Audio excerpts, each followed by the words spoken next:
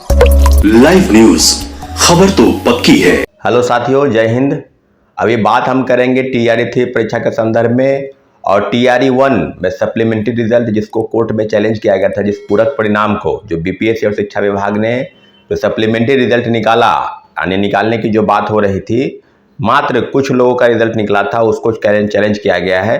तो सारी चीज़ों पर आपको अपडेट करा दे कि टीआरई 3 में एक नोटिस आया है। नोटिस के सवाल कई लोगों के मन में होगा और कई चीज़ें सामने आ रही है। उनका कहना है कि इस बार पेपर लीक नहीं होगा, पेपर लीक नहीं होगा, इस पर पूरा गारंटी वो ले लिए हैं। कौन? बीपीएससी लिया है पूरा कि पेपर लीक इस बार नहीं होने देंगे। उसके लिए नए जो है तरकीब, नए तरीके से वो प्रश्न पत्र तैयार कर रहे हैं। यानी एक ही सेंटर पर एक ही जो क्यूआर कोड होता है, एक ही बार कोड, उसमें अलग अलग प्रश्न पत्र सेट तैयार होंगे। यानी किसी स्कूल में जो है ABCD अगर होता है तो वहाँ एक ही रूम में अलग अलग तरह के प्रश्न पत्र जो है तैयार होकर लोग जाएंगे कि प्रश्न पत्र लीक नहीं होगा। ये बड़ा मतलब गंभीर सवाल है कि अगर इस तरह की चीज़ों को पहले भी, इसके पहले जो चीज़ें बीपीएससी अपने आप को ईमानदारी का जो एक चोला जो है ओढ़े हुई थी, बीपीएससी के पूर्व चेयरमैन, और बता रहे थे कि जो है इस बार जो है स्टील के बॉक्स में क्वेश्चन जाएगा, उसमें एक बार कोड लगा हुआ, कोई अगर टच करेगा तो वो पता चल जाएगा। अरे भाई, इस तरह की चीज़ें फिर आप करने लगे, फिर छात्रों को गुमराह करने लगे। पेपर लीक रोकिए ना भाई, पेपर लीक रोकना तो आपकी चुनौती है और पेपर लीक आप नहीं रोक पाए हैं। यहाँ तक कि बिना बार कोड लगे हुए, बिना क्यूआर कोड लगे हुए पेन ड्राइव में आपने प्रश्न पत्र मुहैया कराया है।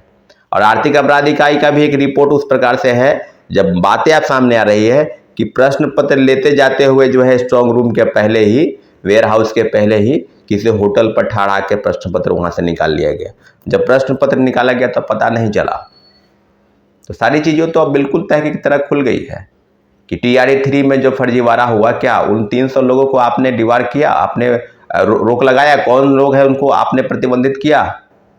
बीपीएससी तो कभी ऐसा नहीं करती। यहाँ तक कि आप मीडिया में, आपको याद होगा कि टीआरई 2 के पहले जो सप्लीमेंट्री रिजल्ट हो या कई समस्याओं को लेकर, किसी को सब्जेक्ट कम्बिनेशन का प्रॉब्लम था या किसी को था कि मेरे इसमें प्रॉब्लम हो गया है, एप्लीकेशन देने के लिए, जो एप्लीकेशन देने के लिए लोग छात्र जाते थे बीपीएससी गेट पर, और मीडिया कोई सवाल अगर पूछने पर, जवाब देने पर उसको प्रतिबंधित किया जाता था कि आपने फलाने चैनल पर आपने बाइट दिया है, इसलिए आपको रोका जा रहा है।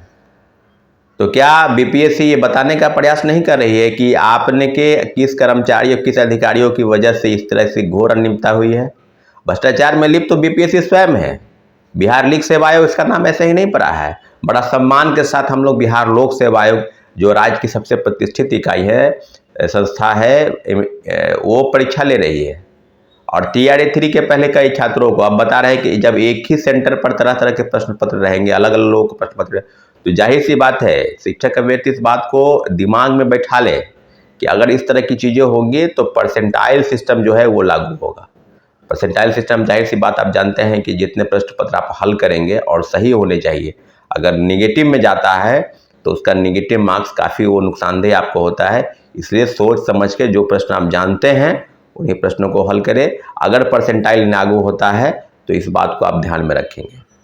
दूसरी तरफ क्या क्या आने वाले समस्या हैं, क्या आप, कई लोगों की थी कि फ़ोटो चेंज हो गया, कई लोगों का था कि सब्जेक्ट कुछ लिए थे, सब्जेक्ट कुछ हो गया, 1 to 5 में अलग था मेरा, 1 to 6 to 8 में अलग था। तो वो सारी समस्याओं पर आपको बता दिया गया कि एप्लीकेशन फॉर्म भरना है, उसको सेल्फ अटेस्ट करना है, उसको परीक्षा केंद्र पर ले जाना है। बीपीएससी की तरफ से ही गाइडलाइन है और बखूबी आप भी जानते होंगे कि किस तरह की गाइडलाइन का हम बात कर रहे हैं, और निश्चित रूप से सारी चीज़ें आपके संदर्भ में हो गई हैं। लेकिन टीआरई 3 में जिस तरह की चीज़ें चल रही है, खुद छात्रों को गुमराह करने का प्रयास, जो बीपीएससी आर्थिक अपराध इकाई की 3 नोटिस का जवाब नहीं दे पाई, कि क्या बीपीएससी के पूर्व चेयरमैन की भूमिका नहीं है? बड़े पैमाने पर फर्जीवाड़ा हुआ, सीटेट फेल, एसटीटी फेल, और कौन कौन लोग, कौन कौन सब लोग शामिल हैं उसमें। ट्वीट करने वाले थे, एक से एक ट्विटर बॉयज ट्वीट करते थे। क्या हो गया ट्वीट का? कुछ छात्र नेता भी थे जो माला पहनाते थे जाके बीपीएससी गेट पर, बीपीएससी ऑफिस में माला, मल्यार्पण की ईमानदारी के बहुत बड़े प्रतीक हैं। क्या हो गया? बीपीएससी के पूर्व चेयरमैन पर तो एक शब्द नहीं निकल रहा है उससे। कुछ यूट्यूबर, पत्रकार भी जाके माला पहनाते थे और वो व्यक्ति उसी को बाइट देता था और किसी चैनल को बाइट नहीं देता था।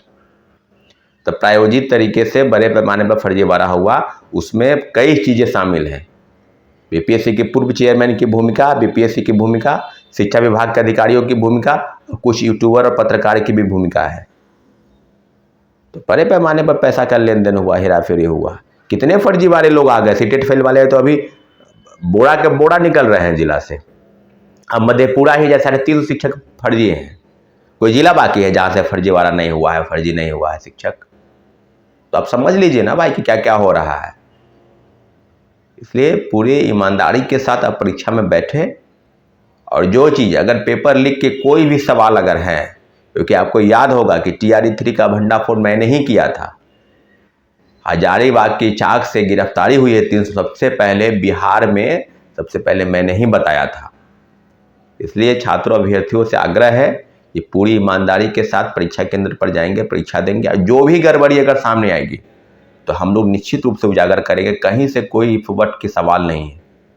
लेकिन बीपीएससी जो अपने आप को नाक साफ कर रही है, अपने आप को बता रहे पाक साफ कि एकदम हम ईमानदार हैं, हम पेपर लीक को रोक देंगे, रुकवा देंगे, तो पेपर लीक कोई परीक्षा में नहीं रुका है। चाहे नेट हो, जेट हो, गेट हो, सीट हो, सेट हो, नेट हो, नीट हो, रीट हो, पैट हो, टेट हो, स्टेट हो, सीटेट हो, कोई बाकी नहीं है परीक्षाएं। अब TRE 1 में सप्लीमेंट्री रिजल्ट पर कई लोग सवाल कर रहे हैं कि कब तक आएगा, क्या सिर्फ पिटिशनर को होगा या सभी लोगों को होगा।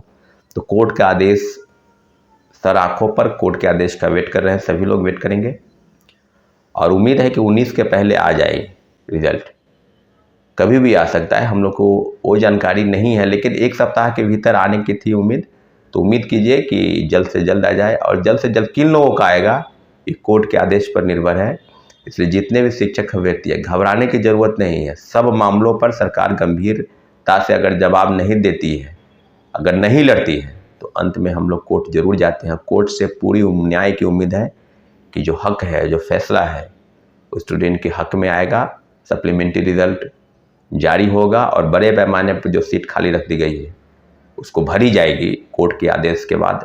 इसलिए बीपीएससी और शिक्षा विभाग ने जो तानाशाही रवैया छात्रों अभ्यर्थियों के खिलाफ में किया, जिस तरह की कवायद छात्रों अभ्यर्थियों को डराने की गई, बार बार उनको रोकना, प्रतिबंधित करना, छात्र नेताओं को धमकी दिलवाना, शिक्षक नेताओं पर रोक लगवाना, ये सब उनका पुराना ढांचा है। सभी विभागों के बैठे अध्यक्ष और सदस्य सभी भ्रष्टाचार में लिप्त है। अगर बेहतर तरीके से जांच हो जाए, सिपाही भर्ती का वही हाल है। 8 महीना बीत गया, पेपर लीक हो गया, कौन सा सरगना था अभी तक पता नहीं चला है। इंटर स्तरीय का वही हाल है। वहां तो एक अमरिंदर कुमार पहले से बैठा हुआ व्यक्ति है। आप समझ लीजिएगा परीक्षा किस प्रकार से होगा। जो व्यक्ति 7 साल से बीपीएससी में बैठा, फिर उसका बीएससी से उसको भेज दिया गया कि जाइए बड़े पैमाने पर धन का माल का उगाही करिए।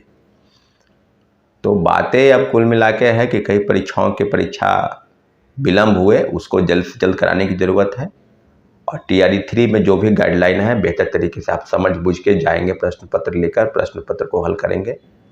और दूसरी तरफ सप्लीमेंट्री रिजल्ट पर बहुत सी जल्द निर्णय आने की उम्मीद है। किन लोगों का होगा, ये कोर्ट का आदेश होगा। इसलिए साथियों, जय हिंद। अपनी बातों को ख़त्म करते हैं।